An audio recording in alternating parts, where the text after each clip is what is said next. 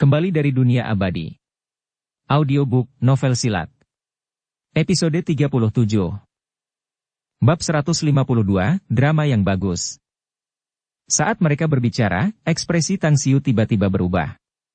Dia sangat menyadari bahwa banyak mata dengan niat jahat terus-menerus menatapnya dari sekelilingnya. Apa yang terjadi di sini? Dia langsung melepaskan indera spiritualnya dan menyelimuti area seluas 200 meter di sekitarnya. Alisnya berkerut karena dia bisa merasakan bahwa banyak orang memang mengawasinya. Bahkan ada hampir 30 preman muda dengan pisau dan tongkat tersembunyi di tubuh mereka. Tang Xiu terdiam sejenak. Lalu, dia tiba-tiba berkata, "Kang Xia, apakah kamu punya rencana lain untuk malam ini?" Kang Xia menggelengkan kepalanya dan berkata, "Sibuk seharian ini. Aku bukan wanita yang kuat, jadi aku akan pulang untuk tidur saja." "Ngomong-ngomong, ada apa? Ada rencana? Tertarik untuk mengikutiku dan menonton drama yang bagus?" tanya Tang Xiu. "Sebuah drama yang bagus?" Dengan alis terangkat, Kang Xia bertanya. "Drama bagus macam apa?" Dengan nada tenang, Tang Xiu menjawab. "Baiklah, kau bisa melihatnya sendiri. Jika kau tidak mau, kau bisa kembali sekarang. Jika kau mau, maka ikuti saja aku." "Baiklah." Kang Xia mengangguk.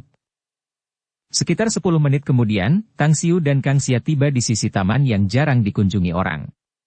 Bayangan cahaya bulan berputar dan menari bersama panas terik musim panas. Kemudian, Tang Xiu berhenti di bawah sebuah pohon besar yang menjulang tinggi. Dengan ekspresi bingung, Kang Xia berkata, "Bos, untuk apa Anda membawaku ke sini?"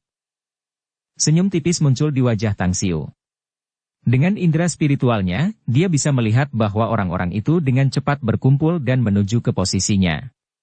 Kemudian, dia berkata dengan keras, "Hai orang-orang. Sungguh melelahkan bagi kalian untuk datang jauh-jauh ke tempat ini. Karena hanya ada kita berdua di sini, apakah kalian pikir kalian masih perlu bersembunyi? Panggillah." Memimpin 4 orang rekan magangnya, Zhu Tianqiang segera muncul di depan Tang Xiu dan Kang Xia. Dan hampir 30 preman muda itu mengeluarkan tongkat dan pisau saat mereka mengepung keduanya. Dengan ekspresi dingin dan acuh tak acuh, Tang Xiu menatapnya. Dia mengeluarkan ponselnya, menekan nomor dan berkata, "Kamu di mana?" "Di dekat sini." Suara dingin Song Tiekui keluar dari ponsel. Kemudian, Tang Xiu mengeluarkan perintah.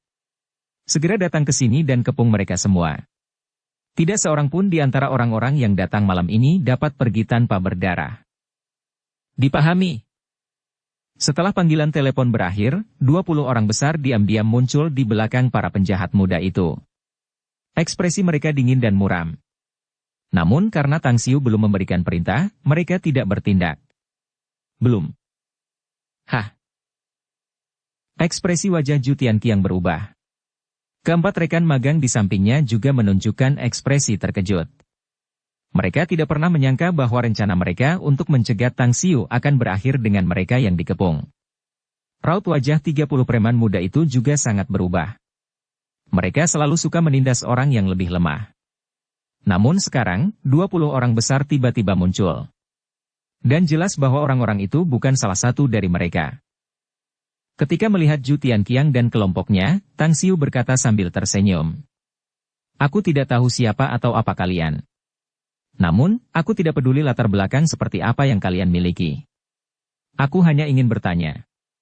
Aku jamin bahwa nasib kalian akan 10 kali lebih baik daripada orang lain jika kalian menjawab pertanyaanku." Ekspresi mengejek terungkap di mata Zhu Tianqiang saat dia berkata, "Kau Tang Xiu, kan? Sama seperti dari penyelidikan yang kudapatkan, kau benar-benar sangat tidak terkendali dan sombong. Kau pikir dengan mengandalkan kungfu remehmu kau jauh lebih tinggi dari yang lain, ya? Kau pikir kau bisa sombong di depan kami? Dasar bodoh. Kami, dari Sekolah Bela Diri Naga Agung, selalu menjadi orang yang suka menindas orang lain, dan bukan sebaliknya." "Sekolah Bela Diri Naga Agung?" Tang Xiu mengerutkan kening. Dia baru saja menyadari bahwa dirinya tidak menyukai orang-orang dari sekolah bela diri ini. Terakhir kali adalah Fei Qiang dan 3 rekan magangnya. Dan kali ini, sekelompok orang lain dari sekolah ini muncul lagi. Katakan padaku alasan mengapa kau mencariku. Tang Xiu berbicara dengan nada tenang. Sambil tertawa terbahak-bahak, Zhu Tianqiang kemudian berkata, "Apa? Merasa cemas setelah mendengar bahwa kami dari sekolah bela diri Magnificent Dragon. Aku, ayahmu, akan memberitahumu. Beraninya kau memukul wanitaku. Ini saja sudah membuat nasibmu sangat menyedihkan. Aku tidak peduli berapa banyak orang yang kau bawa. Di mataku, mereka hanyalah sampah." "Dan siapa wanitamu?" tanya Tang Xiu. Sambil mendengus dingin, Zhu Tianqiang menjawab. "Sehang Deqin. Jangan bilang kau tidak tahu apa-apa tentangnya." Tang Xiu tiba-tiba tersenyum dan berkata, "Ya, sepertinya dia mencarimu dan memintamu untuk membalaskan dendamnya. Kakak beradik itu tidak baik, dan aku tahu kau juga sama saja. Karena kau juga sampah maka aku akan membersihkanmu, dan kemudian mengemasnya lagi." Setelah mengatakan itu, dia menoleh ke arah Kang Xia, yang tidak memiliki sedikit pun rasa takut atau cemas saat dia bertanya sambil tersenyum. "Baiklah, katakan padaku. Kau ingin aku membiarkan mereka bermain? Atau haruskah aku bertindak sendiri? Kamu bisa menang melawan begitu banyak orang?" tanya Kang Xia. Tang Xiu tersenyum sambil mengangguk. "Aku mengerti. Berdirilah di sini dan jangan bergerak. Lihat bagaimana drama ini akan dimainkan hari ini." Saat suaranya berakhir, Tang Xiu langsung berlari ke depan. Dan dalam sekejap mata, dia muncul dalam jarak 7 atau 8 meter di dekat Zhu Tianqiang dan keempat saudaranya. Lintasan pukulannya sangat aneh karena gerakan seketika itu mengenai tulang rusuk kiri bawah Zhu Tianqiang. Namun, meskipun begitu, pukulannya tidak berhenti sedikit pun, karena pukulannya juga mengenai orang berikutnya di tulang rusuk kanan bawah pria itu. "Ah!" Jeritan melengking dan menyedihkan keluar dari Zhu Tianqiang dan pria lainnya. "Nyah!" Seorang pria paruh baya dapat merasakan bahwa kaki Tang Xiu akan mengenainya, dan dia langsung mengangkat tangannya, mencoba mendorong kaki Tang Xiu keluar. Namun, suara tulang yang patah terdengar jelas saat bahunya terbelah parah, diikuti oleh tubuhnya yang jatuh ke tanah pada saat itu. "Dor, dor." Senyum dingin dan muram terlihat di wajah Tang Xiu. Gerakannya sangat kejam dan ganas. Kelima pria ini adalah instruktur dari sekolah bela diri Magnificent Dragon. Namun dalam 4 atau 5 tarikan napas, dia sudah menjatuhkan mereka ke tanah. Gerakannya semulus awan yang berlalu dan air yang mengalir, bebas dan tanpa hambatan, bersama dengan kematian yang mengerikan yang dibawanya. Bahkan ke-20 orang besar itu sedikit berubah saat melihat bagaimana Tang Xiu bergerak. "Kita akhiri saja hari ini." Tang Xiu menepuk tangannya sambil menatap Kang Xia dan bertanya, "Bagaimana? Apakah penampilanku cukup bagus?" Kilatan cemerlang melintas di mata Kang Xia. Dia mengangkat ibu jarinya dan berseru kagum. "Indah sekali. Belum pernah aku melihat orang sekuat dirimu, bahkan petinju asing dan petarung dalam film. Aku bisa bilang bahwa mereka sama sekali tidak bisa dibandingkan denganmu. Bahkan aku punya semacam ilusi bahwa kamu sedang menunjukkan semacam seni saat kamu memukul mereka." Dengan tawa yang tak terkendali, Tang Xiu menjawab, "Sungguh fasih. Tidak heran Anda bisa menjadi orang yang luar biasa di dunia bisnis." Kang Xia tersenyum tipis dan berkata, "Kau terlalu memuji, bos. Ngomong-ngomong, apa maksud semua ini?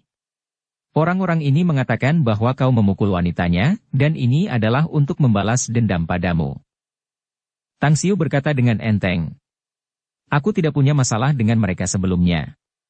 Namun, adik laki-laki wanita ini sangat sombong, jadi aku memberinya pelajaran beberapa kali, yang kemudian membuatnya marah padaku. Namun, wanita itu pernah bermain judi dengan Long Zhengyu, sementara akulah yang membantunya memenangkan permainan.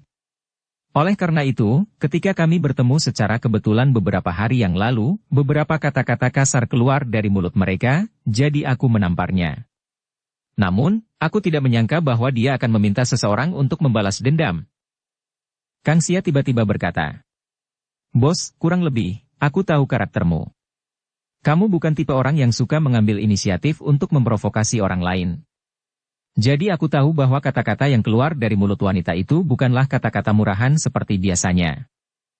Tang Xiu tersenyum saat melihat 20 hingga 30 preman muda yang raut wajahnya berubah drastis. Kemudian, dia berteriak dengan nada serius. Pukul dan jatuhkan mereka. Jangan lupa patahkan kaki mereka. Masih muda tapi tidak belajar dari panutan yang baik, maka sebaiknya kita cegah mereka bertindak melawan orang biasa. Ya. 20 orang pria kekar itu menjawab serempak sambil menyerbu ke arah 30 pemuda preman itu bagaikan harimau dan serigala. Serangan orang-orang ini sangat cepat, kejam, akurat, dan mematikan di saat yang bersamaan. Hanya dalam waktu setengah menit, semua pengganggu itu tersungkur dengan salah satu kaki mereka terkilir.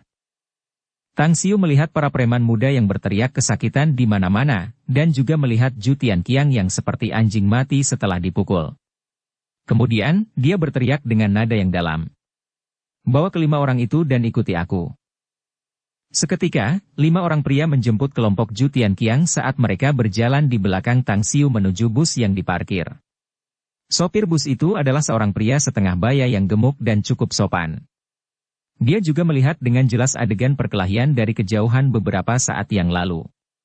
Dan setelah Tang Xiu dan yang lainnya berjalan menuju busnya, dia langsung tergagap dan berbicara dengan terbata-bata. Saya hanya seorang sopir perusahaan, masalah Anda tidak ada hubungannya dengan saya. Kamu tidak akan terlibat dengan masalah ini sama sekali. Satu-satunya hal yang perlu kamu lakukan adalah menyetir bus. Jika menurutmu perilaku kami terlalu kasar, sebaiknya kamu mengundurkan diri dari pekerjaan ini besok. Kata Tang Xiu pelan. Pengemudi gendut itu segera berkata, tidak. Saya sangat puas dengan pekerjaan ini, tapi saya takut. Tang Xiu menyela perkataannya, berkata, kalau begitu bergabunglah dengan Magnificent Tang Corporation. Kamu tidak perlu takut pada apapun jika kamu bagian dari Magnificent Tang Corporation. Kami tidak pernah mengambil inisiatif untuk menindas orang lain, tetapi ketika orang lain berani menindas kami tidak akan pernah menerima penghinaan dan tetap diam. Ngomong-ngomong, apakah kamu tahu di mana sekolah bela diri Naga Agung berada? Pengemudi gendut itu bertanya dengan ragu lagi. Kau ingin pergi ke sekolah bela diri Naga Agung? Aku tahu tempatnya, tetapi ada 2 sekolah cabang untuk sekolah bela diri Naga Agung ini. Satu adalah sekolah induk, dan satu lagi adalah cabangnya. Yang mana yang akan kau kunjungi? Yang utama. Tang Xiu menjawab tanpa ragu-ragu. Kang Xia, yang berada di sampingnya, bingung saat mendengar jawabannya. Bos, kamu akan pergi ke sekolah bela diri Magnificent Dragon. Apa yang ingin kamu lakukan di sana? Menyelesaikan masalah dengan sekolah bela diri mereka. 2 kali orang dari sekolah ini mencari dan membuat masalah untukku, jadi aku sangat kesal. Aku harus memanfaatkan kesempatan hari ini dan menyelesaikannya. Kata Tang Xiu ringan. Ini juga bagian dari drama besar malam ini? Kang Xia bertanya lebih lanjut. Benar. Tang Xiu menjawab dengan tenang. Cabang utama sekolah bela diri Naga Agung terletak di ujung barat kota Bintang, di daerah yang ramai dengan banyak gedung tinggi. Jalanan cukup padat dengan lalu lintas, dan aliran cahaya yang terus-menerus di jalan-jalan pada malam hari tampak seperti naga besar yang berkilauan. Dan sekarang, Jiang Feng sangat gembira, karena seorang teman lama yang telah lama tidak berhubungan dengannya datang mengunjunginya. Setelah menyajikan makan malam yang mengenyangkan bagi temannya, ia juga mulai membandingkan catatan karena ia menemukan bahwa bukan hanya kungfu teman lamanya yang luar biasa, tetapi ia juga telah mengasah teknik kakinya hingga ke titik kesempurnaan, meskipun pertarungannya sama seperti sebelumnya, ia keluar sebagai pemenang. Yang tua, kungfu adikmu ini belum menurun, kan? Sebelumnya, aku pernah mengasingkan diri dan menciptakan aliran kungfu ini di wilayah barat laut besar, dan telah mengalahkan cukup banyak orang di sana.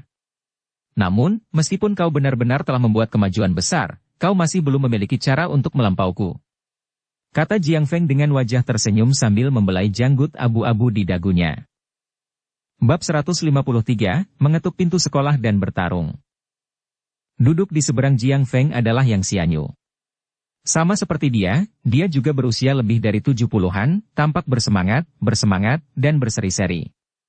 Dia tidak peduli meskipun dia kalah dari Jiang Feng setelah membandingkan kungfu mereka. Kakek tua sepertimu ternyata masih punya semangat juang yang tinggi. Kalah darimu itu wajar saja, lol. Kamu memang sudah dikenal sebagai jenius bela diri sejak kecil. Jadi, bukan hal yang memalukan bagiku kalah darimu. Jiang Feng berkata sambil tertawa. Begitulah kata orang, tubuh mungkin sudah tua tetapi hati tidak.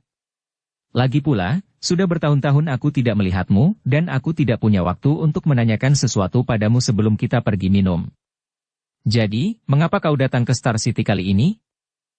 Wajah Yang Xianyu langsung berubah serius setelah mendengar pertanyaan Jiang Feng dan menjawab dengan nada yang dalam. Saya mendengar bahwa beberapa hari yang lalu seorang tabib muda telah menyembuhkan seorang gadis yang menderita penyakit aneh di Pulau Jingmen. Penyakit yang tidak dapat disembuhkan oleh banyak tabib terkenal di negeri ini. Jadi saya bergegas ke Pulau Jingmen tetapi pulang dengan tangan hampa. Setelah bertanya-tanya, saya mendengar bahwa tabib muda ini berasal dari kota Bintang. Dengan sedikit ragu, Jiang Feng bertanya. Untuk apa kau membutuhkan tabib muda ilahi itu? Siapa yang telah terjangkit penyakit serius? Yang Xianyu menjawab dengan senyum masam dan dipaksakan. Itu nenekku. Dia telah menjadi vegetarian dan penganut Buddha sepanjang hidupnya. Dia pikir dengan melakukan itu akan memberinya berkah dan perlindungan dari para dewa dan Buddha. Sebelumnya, dia juga tidak menutup pintu saat akan tidur, jadi sekarang dia terkena stroke yang melumpuhkan. Yang paling jahat adalah, dia tidak hanya terkena stroke, tetapi dia juga mengalami gejala aneh karena dia selalu berteriak dalam keadaan linglung, mengatakan bahwa dia melihat beberapa dewa atau semacamnya. Jadi, aku bergegas ke Star City secara pribadi untuk menemui tabib ilahi muda itu, ingin memintanya untuk merawat nenekku. Jiang Feng tiba-tiba berkata, berapa banyak informasi yang kau miliki tentang dokter ilahi muda itu? Aku telah berada di kota Bintang selama beberapa dekade, aku memiliki banyak kontak pribadi dan jaringan di sini. Mungkin, aku dapat membantumu menemukannya. Yang Xianyu berkata sambil tersenyum masam. Saya hanya tahu bahwa dia bernama Tang Xiu, seorang pemuda berusia 20 tahun. Namun, saya sama sekali tidak tahu apa-apa tentang hal-hal lainnya. Begini, alasan saya mengunjungi Anda hari ini adalah karena saya ingin Anda menemani saya ke rumah sakit medis Tiongkok Star City, untuk menanyakan keberadaannya kepada orang-orang di sana. Jiang Feng berkata, saya punya teman lama, dan dia adalah presiden rumah sakit tersebut, jadi saya akan meneleponnya dan menanyakannya. Mungkin dia tahu tentang orang yang Anda cari. Yang Xianyu menatap kosong sejenak, sebelum segera menjawab dengan ekspresi terkejut. Kalau begitu, terima kasih banyak, Saudara Jiang. Tidak masalah. Senyum tipis muncul di wajah Jiang Feng saat ia bersiap menghubungi nomor ponsel Li Hongji. Namun, suara keributan terdengar dari luar, diikuti oleh jeritan melengking yang menyedihkan. Apa yang telah terjadi? Jiang Feng meletakkan ponselnya sambil melihat dan bertanya kepada putra bungsunya, yang sedang bergegas masuk. Jiang Xiang adalah seorang pria berusia 30 tahun dengan perawakan tinggi. Ia mengenakan pakaian latihan berwarna hitam dan ekspresi sedikit khawatir dan takut terlihat di wajahnya saat ia menjawab. Ayah, ada orang yang menyerbu aula kita. Apa? Jiang Feng terkejut sesaat sebelum ekspresinya berubah drastis. Dia jelas ingat bahwa 10 tahun yang lalu adalah terakhir kalinya seseorang menyerbu dan membuat keributan di sekolahnya. Karena dia memiliki ketenaran dan reputasi yang hebat, selain juga telah mengajar banyak murid, tidak ada seorang pun di seluruh Star City yang berani meremehkannya dalam 10 tahun terakhir. Namun sekarang, beberapa orang tiba-tiba datang menyerbu dan menantang sekolahnya ketika teman lamanya sedang berkunjung. Bukankah ini mempermainkan wajah lamanya? Pergilah. Aku akan melihat siapa yang berani datang menyerbu dan menantang sekolah bela diri kebangkitan naga. Jiang Feng memimpin dengan wajah marah saat dia melangkah lebar menuju halaman depan.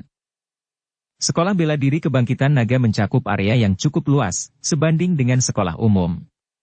Halaman depan adalah tempat para murid berlatih kungfu, sedangkan halaman belakang adalah tempat tinggal para instruktur sekolah. Di lapangan latihan kungfu di halaman depan, Tang Xiu dan Kang Xia sedang duduk sejak Zhong Tiekui menyiapkan kursi untuk mereka, sementara 20 orang yang bersamanya berdiri dalam dua baris di kedua sisi Tang Xiu dan Kang Xia. Di depan Tang Xiu, Zhu Tianqiang bersama keempat orang lainnya tergeletak di tanah, tak sadarkan diri. Ketika Jiang Feng tiba di lapangan latihan kungfu di halaman depan, wajahnya tiba-tiba berubah saat melihat pemandangan seperti itu, tiba-tiba kilatan dingin keluar dari matanya. Bersama dengan puluhan instruktur kungfu di sekitarnya, dia datang ke hadapan Tang Xiu dan dia berteriak dengan nada yang dalam. "Siapa kamu?" Tang Xiu menjawab dengan enteng. "Kudengar perkumpulan seni bela diri punya kebiasaan menerima tantangan karena memukul sekolah.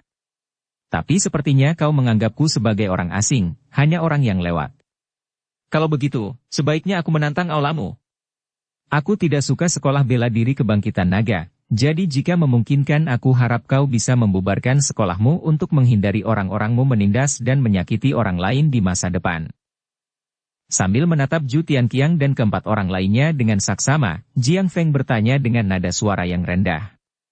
"Yang mulia, memukul sekolah bela diri juga memiliki kebiasaan lain, yaitu Anda harus meninggalkan nama Anda.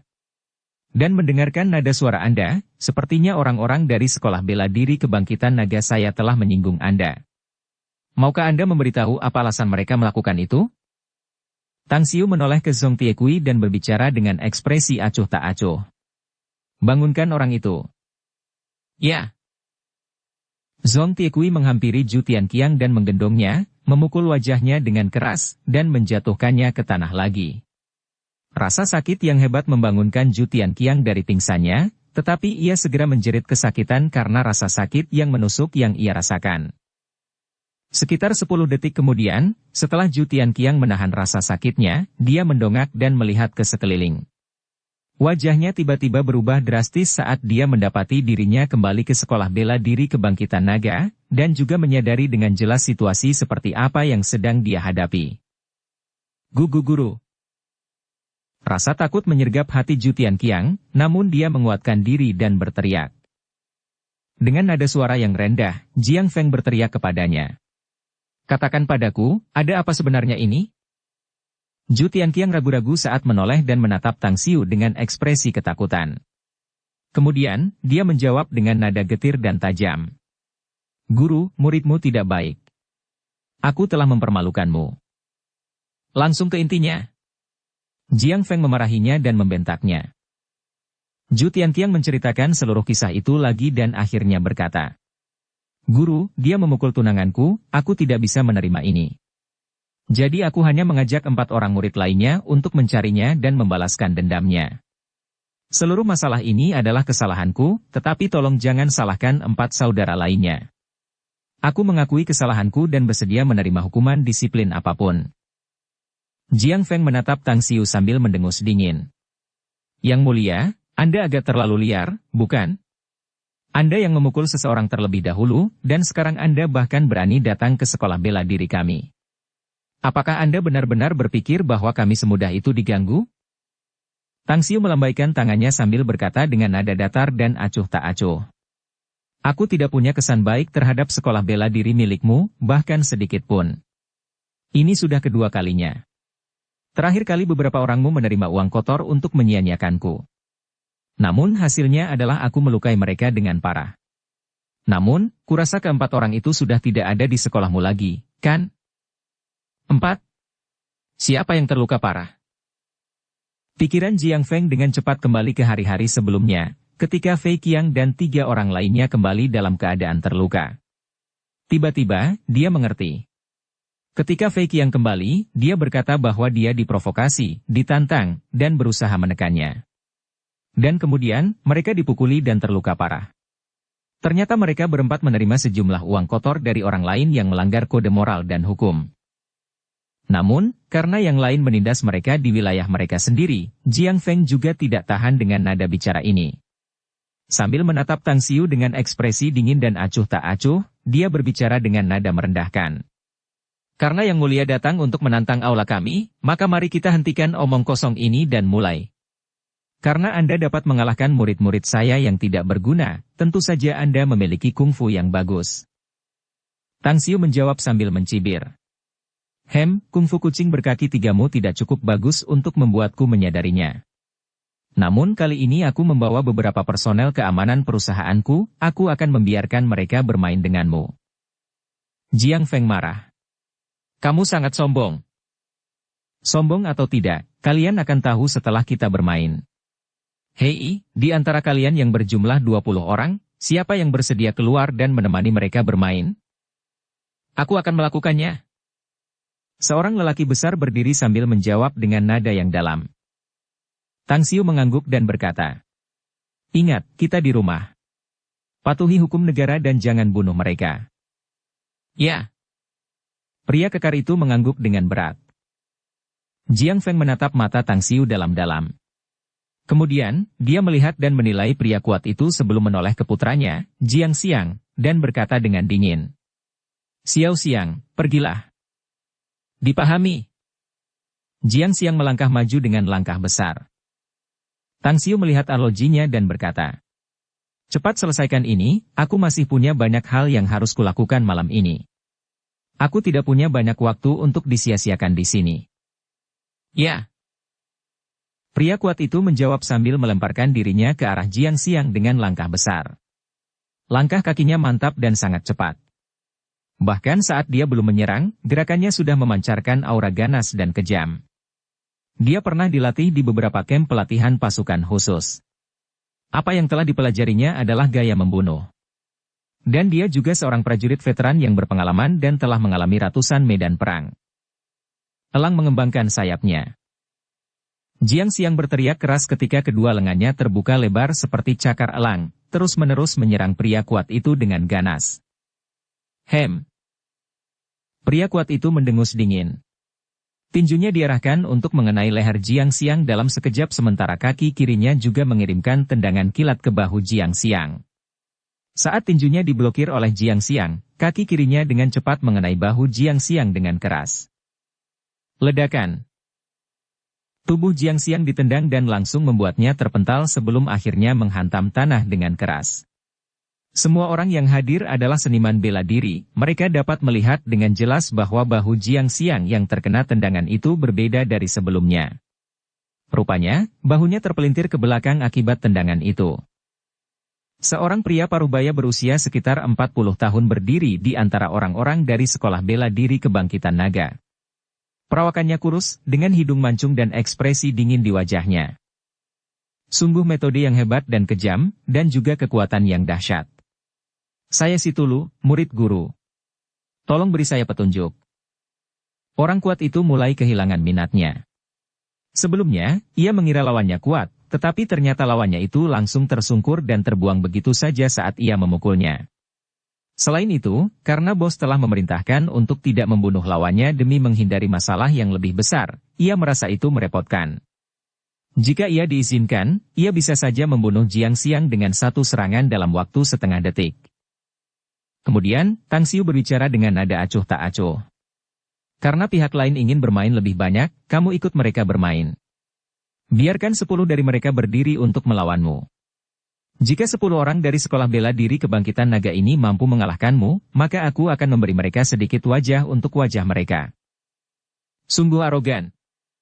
Jiang Feng berteriak marah setelah mendengar ini. Dia kemudian berbicara dengan nada tenggelam. "Nak, kau belum menyebutkan namamu." Sambil menunjuk ke arah orang kuat itu, Tang Xiu membalasnya sambil tertawa. "Kirim 10 orang lagi. Jika mereka semua bisa mengalahkannya, aku akan memuaskan rasa ingin tahumu. Kalau tidak, sekolah naga bangkitmu terlalu mengecewakan bagiku, sama saja dengan mempermalukan diri sendiri jika kalian ingin tahu namaku." Dengan senyum yang dipenuhi kemarahan yang luar biasa, Jiang Feng berkata, "Baiklah. Nada bicaramu sangat keras. Namun jika memang begitu, maka permintaan yang mulia akan terpenuhi. 10 orang dari kalian, maju dan pukul dia." Seketika, 10 instruktur sekolah kebangkitan naga menyerbu ke arah pria kuat itu dan mengelilinginya. Ekspresi gembira terlihat dari mata mereka. Seolah-olah pria kuat ini seperti seekor domba yang menunggu untuk disembelih di mata mereka. Semangat orang kuat itu juga tersulut. Ekspresi kecanduan bertarung terlihat di matanya. Dia tahu bahwa Tang Xiu masih memiliki beberapa hal yang harus diurus, jadi dia tidak mengatakan apa-apa lagi dan mengambil inisiatif untuk menyerang. Dukung channel Novel Silat dengan subscribe, follow, like, komen dan share. Bab 154, Hasil. 10 instruktur dari Sekolah Kebangkitan Naga semuanya adalah petarung yang tangguh dan kuat. Baik itu keterampilan bertarung, pertarungan sesungguhnya, atau pengalaman bertarung dalam kerja sama tim, mereka semua memilikinya. Dengan 3 orang mengisi bagian atas dan bawah, tinju dan tendangan mereka saling bersilangan, berhadapan langsung dengan orang kuat itu. Badut yang ingin bunuh diri. Pria kuat itu tidak mengenal rasa takut. Dia bahkan tidak berniat menghindari benturan dan dengan ganas menghantam orang di depannya dengan tinjunya dan membuatnya terpental. Setelah itu, tubuhnya langsung melesat ke kanan dan meninju keluar saat tinju dan sikunya menghantam pria lain dan membuatnya terpental juga. Sambil duduk di kursi, Tang Xiu menoleh dan menatap Kang Xia sambil tersenyum. Bagaimana menurutmu? Apakah kekuatan mereka cukup baik? Kang Xia mengangkat 4 jari di samping wajahnya dan berkata, dia punya kesempatan untuk membunuh mereka 4 kali. Aku bisa melihat dengan jelas ada benda tajam yang mengintip di antara jari-jarinya. Namun, saat benda itu hendak mengenai lawannya, dia mengubah arah serangannya. Dengan ekspresi heran, Tang Xiu bertanya, kamu bisa melihatnya dengan jelas? Kang Xia menjawab dengan senyum bangga. Penglihatanku 2,5 kali lebih tajam daripada orang biasa. Namun, kecepatannya sangat cepat dan dia telah melampaui batas orang biasa. Jika bukan karena pantulan cahaya bulan, aku tidak akan bisa melihatnya. Bingung, Tang Xiu melanjutkan. Apakah kemampuan matamu bawaan lahir, atau kamu mengembangkannya di kemudian hari? Itu bawaan, kata Kang Xia. Tang Xiu mengangguk meskipun dia sedang memikirkan hal serupa di benaknya.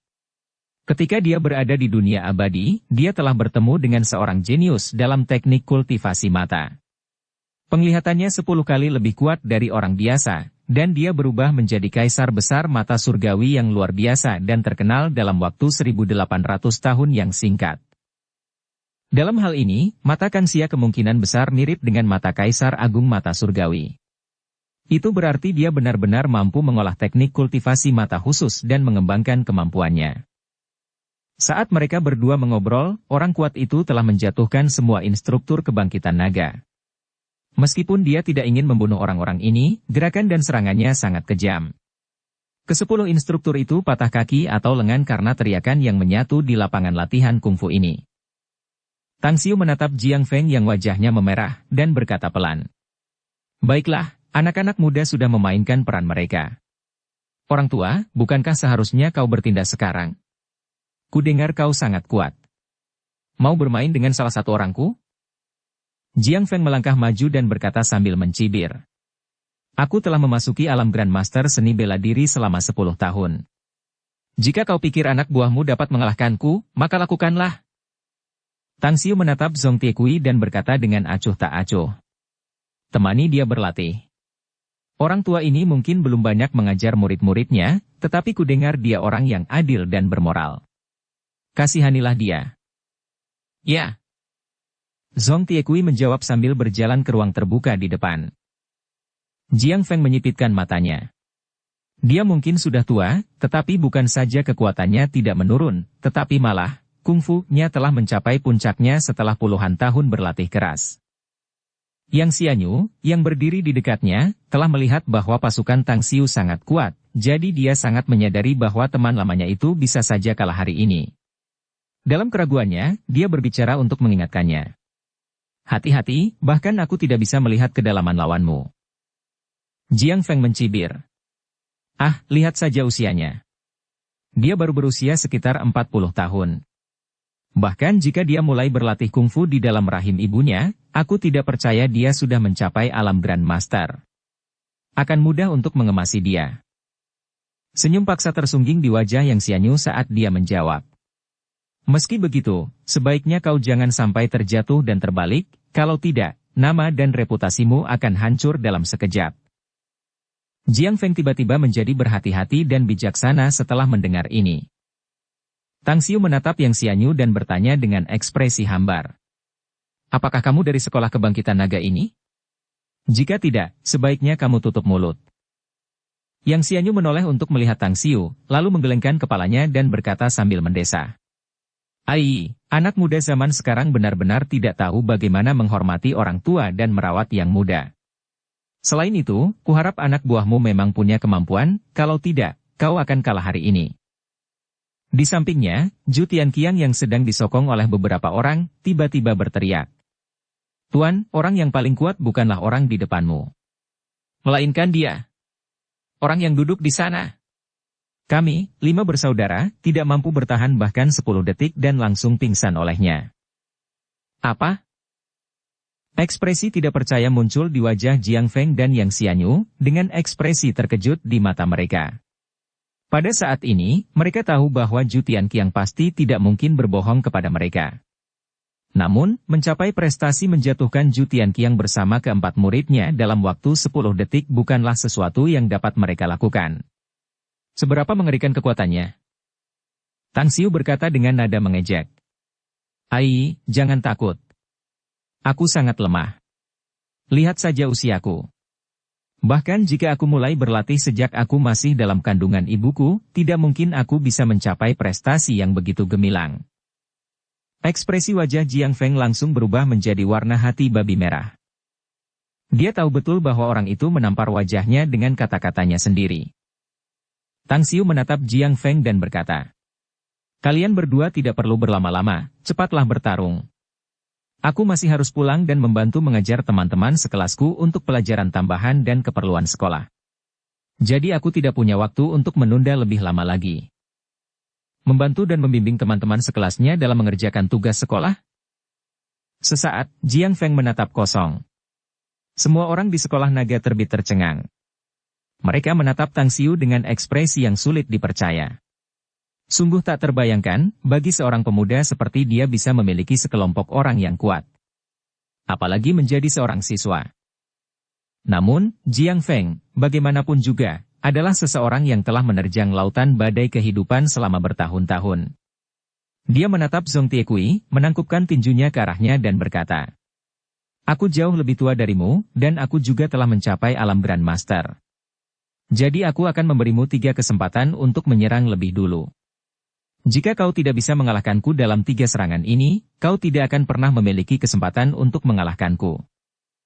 Zhong Tiekui menjawab sambil mencibir. Tidak perlu. Bos ingin melihat permainan yang bagus, jadi sebaiknya kau berusaha sekuat tenaga.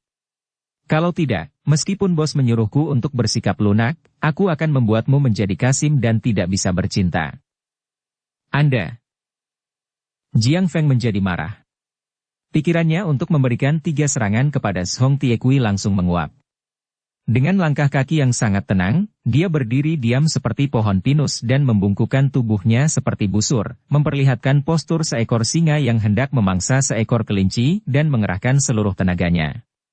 Seiring dengan hentakan ujung kakinya di tanah, tubuhnya melesat ke arah Zhong Tiekui. Telapak tangannya berubah menjadi tinju dan menghantam Zhong Tiekui puluhan kali dalam sekejap. Dor. Bertarung demi Zhong Tiekui bagaikan menyantap hidangan sederhana.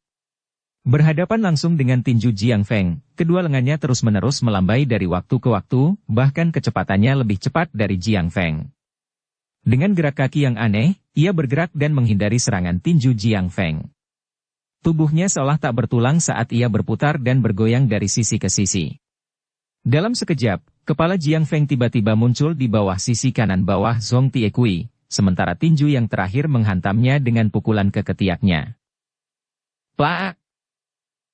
Zhong Tiekui tidak mengejarnya, tetapi malah bergoyang ke samping dan mencekik lehernya. Bersamaan dengan kekuatan tubuhnya, terdengar suara keras saat dia mengayunkan kailnya ke arah Jiang Feng. Kekuatan apa ini? Dia jauh lebih kuat dan lebih cepat dariku.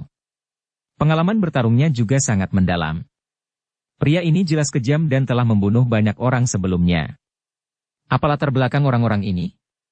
Dari mana mereka berasal dan apa identitas pemuda itu? Jiang Feng tidak dapat menahan diri untuk tidak memikirkannya sambil menahan dan menekan rasa sakit di lengan kanannya. Kemudian, dia dengan cepat menukar posisi lengan kanannya dengan lengan kirinya. Setelah itu, dia bergerak pelan dan berbicara dengan nada suara yang rendah. Kau memang sangat kuat. Seorang ahli yang belum pernah kulihat selama bertahun-tahun. Kalau begitu, aku akan berusaha sekuat tenaga. Aku harap kau dapat mengimbangiku.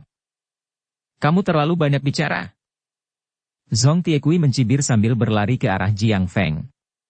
Kecepatan dan kekuatannya tiba-tiba melonjak dalam sekejap, seperti dalam sekejap mata, kakinya menendang lengan Jiang Feng yang sedang dalam posisi bertahan. Setelah itu, tendangan kilatnya terbalik dan menendang pipi Jiang Feng. Ledakan. Tendangan itu tidak mematahkan tulang pipi Jiang Feng, tetapi matanya menjadi hitam dan hampir kehilangan kesadaran selama 2 detik dalam sekejap. Namun, dalam pertarungan antar petarung, jangankan 2 detik, setengah detik pun sudah cukup untuk menentukan hasil pertarungan. Sebagai petarung kawakan, Zhong Tiekui tentu tahu untuk memanfaatkan kesempatan seperti itu dan dengan cepat melancarkan lusinan serangan dalam satu tarikan napas. Tidak ada gerakan yang sia-sia dan aneh karena setiap pukulan menghancurkan dada Jiang Feng dengan kuat. Lagi, dan lagi. Puluhan pukulan berulang kali mengenai tubuh Jiang Feng saat tubuhnya terdorong kuat sekitar 10 meter ke belakang, disertai seteguk darah yang menyembur keluar dari mulutnya. Jiang Feng berjuang beberapa kali tetapi tidak berhasil saat ia merangkak di tanah. Adapun Zhong Tiekui, dia bahkan tidak melirik Jiang Feng saat dia datang ke hadapan Tang Xiu, menangkupkan tinjunya dan berkata, "Bos, tugas telah selesai." Tang Xiu mengangguk sambil tersenyum sambil memberi isyarat agar dia pergi ke samping. Kemudian, pandangannya beralih ke Jiang Feng saat dia berbicara dengan ekspresi acuh tak acuh. "Kamu kalah. Jadi, aku menang dalam menendang sekolah bela dirimu, bukan? Menurut kebiasaan masyarakat seni bela diri, apa yang harus kamu lakukan sekarang?" Ditopang oleh beberapa instruktur, Jiang Feng tampak seperti menua 10 tahun dalam sekejap. Dengan ekspresi seperti bara api yang sekarat, dia berkata, "Saya akan mencopot plakat sekolah bela diri kebangkitan naga dan memberikannya kepada Anda, Yang Mulia. Saya memang mengakui bahwa kungfu dan teknik saya jauh lebih rendah darinya, jadi itu adalah kerugian saya. Apalagi saya juga menyadari bahwa jika bukan karena dia memberi saya belas kasihan, saya khawatir saya sudah terbunuh." Tang Xiu melambaikan tangan dan berkata, "Aku tidak tertarik dengan plakat sekolahmu. Satu-satunya tujuanku yang sebenarnya adalah membiarkan musuhku membayar harganya. Tidak hanya Zhu Tianqiang dan keempat murid lainnya yang ingin membalas dendam padaku, tetapi dia juga membawa serta puluhan penjahat. Jadi menurutku dia orang yang busuk. Aku ingin kau memerintahkannya untuk menelepon wanitanya, dan kita akan mengakhiri masalah ini." Jiang Feng berbalik ke arah Zhu Tianqiang. Yang terakhir dengan cepat berkata, "Tidak, hari ini tidak bagus. Dekin akan berangkat ke ibu kota hari ini karena dia harus mengamankan beberapa transaksi bisnis penting di sana. Tunggu dia kembali dari ibu kota, dan kemudian aku akan secara pribadi membawanya untuk meminta maaf." Tang Xiu terdiam sejenak. Namun, saat hendak menjawab, Kang Xia tiba-tiba berkata, "Karena wanitamu tidak bisa datang, mari kita ubah caranya. Banyak waktu kita terbuang sia-sia karenamu. Waktu kita seperti emas sangat berharga. Jadi, kamu bisa mengganti kehilangan semangat kita dengan sedikit cairan." Jiang Feng dan Yang Xianyu tertegun sejenak. Kedua pria itu saling memandang dengan ekspresi yang jelas di wajah mereka. Pada saat ini, mereka berpikir bahwa alasan mengapa Tang Xiu menantang mereka bukanlah untuk mengambil plakat sekolah, tetapi untuk menghasilkan uang. "Berapa harganya?" Dengan ekspresi tak berdaya, Zhu Tianqiang bertanya. Tanpa mengedipkan mata, Kang Xia menjawab, 100 juta. "Apa? Ini perampokan di siang bolong?" Zhu Tianqiang tiba-tiba terkejut dan langsung marah setelah mendengarnya. Meskipun 100 juta yuan tidak seberapa baginya dan dia juga tidak mampu menyediakan jumlah sebanyak itu, tetapi dia tetap harus mengencangkan ikat pinggang dan hidup pas-pasan nanti. Senyum menawan tersungging di wajah Kang Xia saat dia menatap Zhu Tianqiang dan berkata, "Apakah kamu tidak pernah mendengar pepatah yang mengatakan bahwa hati wanita bahkan lebih beracun daripada jarum ekor tawon? Kamu tahu? Bosku terlalu baik hati, jadi dia tidak menginginkan kematian siapapun. Tetapi bagiku, bosku telah mengatakan kepadaku bahwa dia tidak akan ikut campur dalam masalahku setelah aku menyelesaikannya. Jadi bagaimana sekarang? Kamu pikir bahwa hidupmu dan keempat saudaramu yang lain bahkan tidak bernilai 100 juta? Bab 155, Harga. Rasa dingin menusuk hati Zhu Tianqiang. Dia bisa melihat bahwa masing-masing dari 20 orang kuat yang dibawa Tang Xiu itu kejam dan kuat. Sama seperti kontes seni bela diri beberapa saat yang lalu, meskipun mereka tidak membunuh siapapun, tetapi rasa sakit dan cedera yang mereka timbulkan pada rekan-rekan magangnya semuanya cukup parah. Dalam kasus ini, jika mereka tidak memberi mereka uang, akankah tuan mereka mampu menyelamatkan nyawa mereka? Ketika ia memikirkan hal itu, Zhu Tianqiang tidak dapat menahan diri untuk tidak menggelengkan kepalanya secara diam-diam. Seperti kata pepatah, manusia tidak punya pilihan selain menundukkan kepala di bawah atap. Dalam situasi seperti itu, ia tidak punya pilihan lain, dan hanya bisa menghabiskan uang untuk menghindari bencana. Baiklah, aku akan membayarmu. Kang Xiu bertepuk tangan sambil berkata sambil tersenyum. Orang bijak selalu tahu bagaimana cara tunduk pada keadaan. Uang adalah benda mati, dan orang yang berbakat tidak akan tunduk padanya. Selain itu, Anda selalu dapat memperoleh lebih banyak selama Anda masih hidup. Dengan wajah pucat, Zhu Tianqiang menahannya dan dengan enggan menjawab.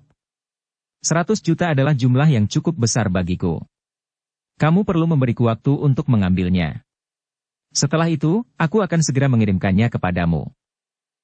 Wajah Kang Xia berubah, lalu berkata dengan suara dingin dan acuh tak acuh. Apa kau pikir kami ini anak-anak berusia 3 tahun? Apa kami mudah terpengaruh olehmu? Aku memberimu waktu setengah jam. Jika kau belum mengirimkan 100 juta kepada bos kami dalam batas waktu ini, kau tidak perlu mengambil uang itu. Saya. Zhu Tianqiang membuka mulutnya saat dia melihat ke arah Jiang Feng, meminta bantuannya. Jiang Feng menghela napas dalam-dalam. Ia tahu bahwa jika ia tidak dapat memuaskan Tang Xiu hari ini, masalah ini tidak akan berakhir dengan damai.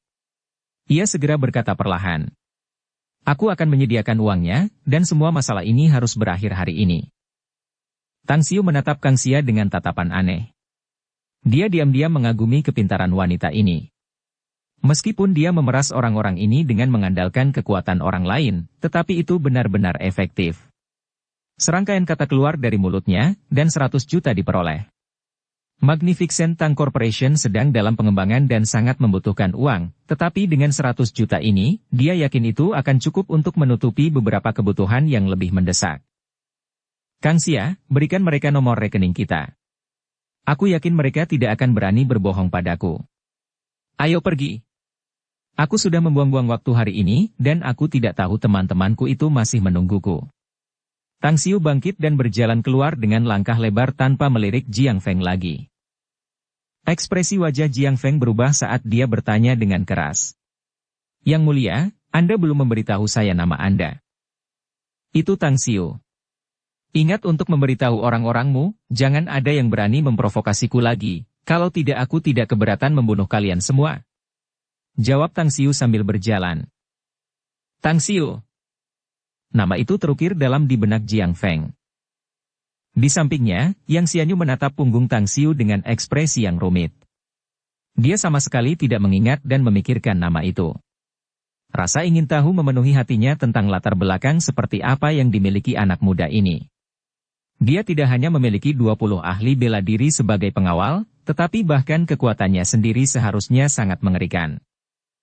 Beberapa menit kemudian, hanya beberapa orang yang tersisa di tempat latihan kungfu sekolah kebangkitan naga.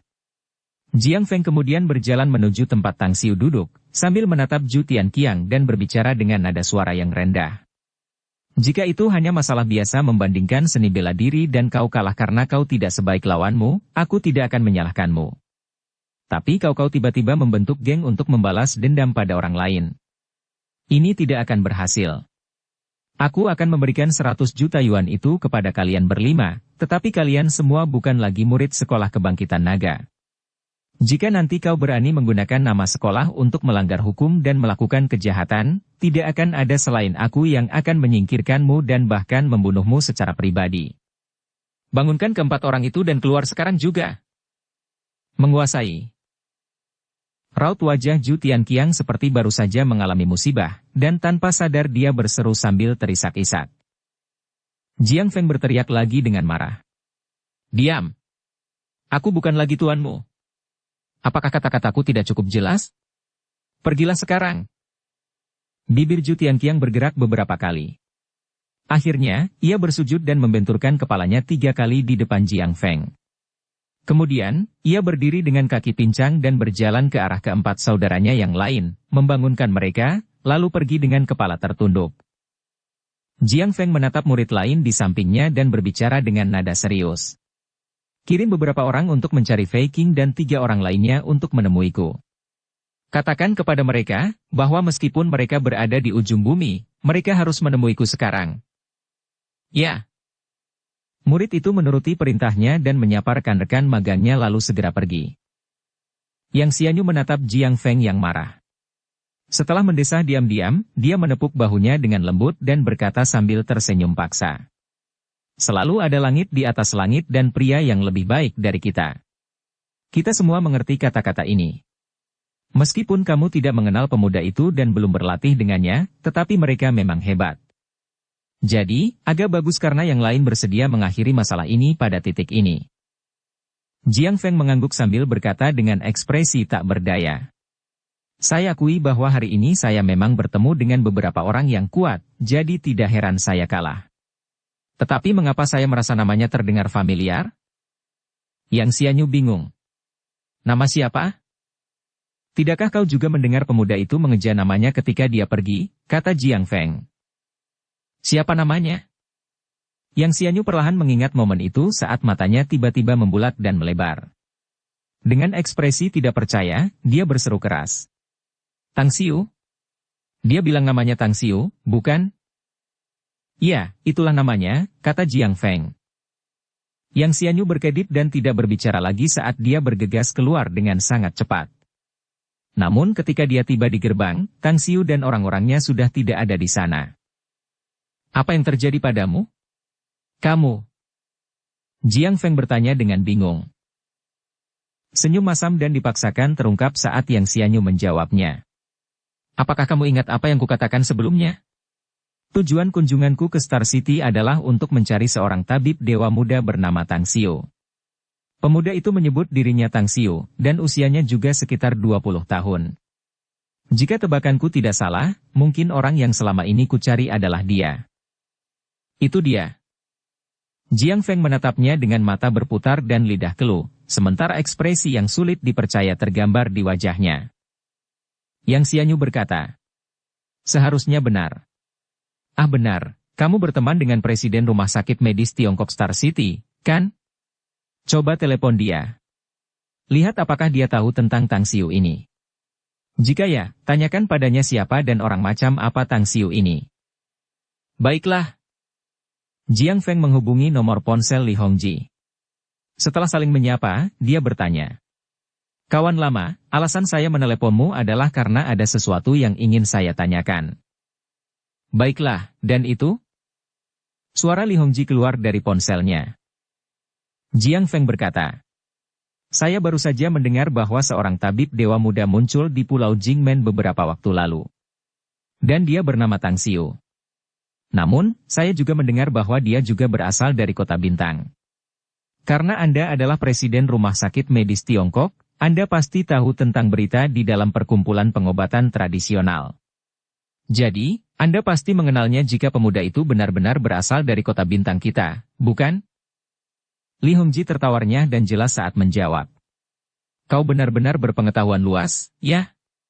Jumlah orang yang mengenal Tang Xiu sebagai dokter ilahi muda selain orang-orang rumah sakit kita, sangat sedikit di seluruh Kota Bintang. Ngomong-ngomong, mengapa kau mencarinya? Jiang Feng cukup senang dan segera bertanya. Di rumah sakit mana dia bekerja? Dia bekerja denganmu, kurasa. Li Hongji tertawa. Cepat sekali. Tapi, bagaimanapun juga, kau masih harus menunggu setengah bulan karena dia harus mengikuti ujian masuk perguruan tinggi terlebih dahulu. Baru setelah itu kau bisa datang ke rumah sakit kami dan diperiksa olehnya. Pak Tua Jiang, kau tidak tahu seberapa besar usaha yang telah kulakukan untuk mengundangnya ke rumah sakitku. Pemuda itu hanyalah anak ajaib yang langka dengan keterampilan medis yang cemerlang. Namun, meskipun begitu, dia tidak ingin berkarier sebagai dokter dan hanya bersedia datang ke rumah sakit kami sesekali. Jiang Feng terkejut dan bertanya. Dia seorang pelajar? Seorang siswa SMA yang akan mengikuti ujian masuk perguruan tinggi.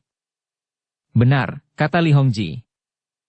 Setelah ragu-ragu cukup lama, Jiang Feng kemudian bertanya dengan suara pelan. Pak Tuali, apakah Anda punya cara untuk menghubunginya? Teman saya ingin menemuinya dan memintanya untuk merawat seorang pasien. Baiklah. Aku akan memberikan nomor ponselnya nanti. Tapi, beritahu temanmu bahwa dia tidak boleh menggunakan nomor pribadinya, kalau tidak, anak itu akan marah besar. Li Hongji mendesak. Baiklah. Terima kasih, sobat. Aku akan mengajakmu minum lain waktu. Baiklah, aku akan menunggu. Setelah menutup telepon, Jiang Feng menatap Yang Xianyu sambil tersenyum paksa. Tebakanmu, tampaknya benar. Pemuda itu memang Tang Xiu, sang dokter muda ilahi. Menyinggung seorang dokter, terutama seorang tabib dewa yang masih muda, sama sekali bukan sesuatu yang akan dilakukan Jiang Feng. Ia bahkan tiba-tiba merasa bahwa masalah yang terjadi hari ini merupakan semacam kemalangan yang tak terduga baginya. Dengan ekspresi tak berdaya, Yang Xianyu berkata, Ai, sepertinya aku benar-benar telah menimbulkan banyak masalah karena campur tanganku hari ini. Dan jika ada, aku benar-benar tidak tahu kepribadian pemuda ini atau temperamennya.